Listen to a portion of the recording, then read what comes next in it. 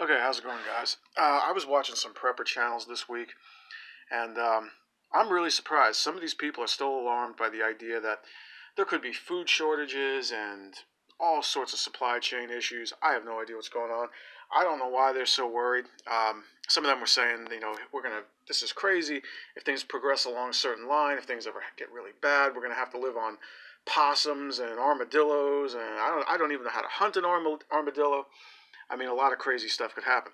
However, people have fears. I have solutions. Okay, so the first thing is I'm going to show you how to make a Wuhan Wet-Market Special. Now, you might say to yourself, what the hell is that? Well, first of all, before I get to that, you might say, do I have to be rich for this? No, you don't have to be rich. As a matter of fact, if you are on food stamps, you will have everything you need to make a Wuhan Wet-Market Special.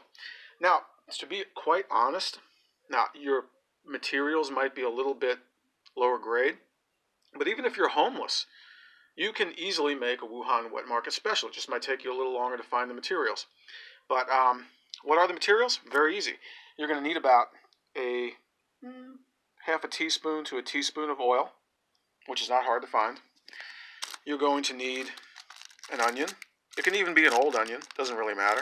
Now, I mean, you might say, well, that's terrible. Come on, we're starving here, Got to use what you got. Tomato. You might be thinking like, oh, that's just disgusting. I can't eat that. No, you can eat anything you put your mind to. That's true. Still juicy. Okay.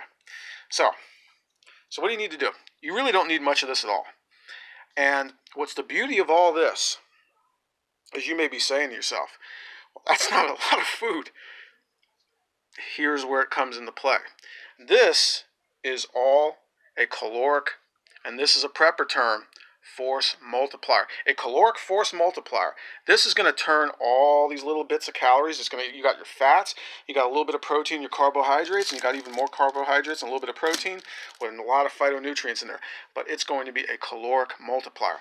Now what you do is you basically take some pieces off this, cut a nice piece off of it, make sure it's nice and juicy, cut the juiciest part of this off, take some oil, and what you do, you put it in a jar, wait about 36 hours, and then what you'll find is going to be really surprising. I mean, it's going to be like shocking. So let me show you. You might be thinking, compost? Oh no, I would never tell people to eat dirt. You got to take a deeper look. Look at that stuff. What is that? I'll wake them up. Hell yeah. Look at how juicy those things are.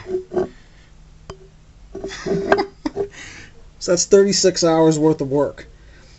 And those little suckers are ready to eat. Look at that thing. You will never starve again. However, I will say there is a downside to this. After about 36 hours of collecting your German dinner there, you don't seem to get quite as many. Right? There's only about 3 left. Yeah. So, but anyways, so if the shit hits the fan, you should be very, very, very well prepared. See, I'm not like people who sell the fish, and I don't even sell the fishing pole. I basically just give away the instructions to make the fishing pole. So at the end of the day, it's only going to matter, is fear a factor for you? Plus, think of all the cool stories you'll have to tell when you're trying to impress some chick, Anyways, have a good day.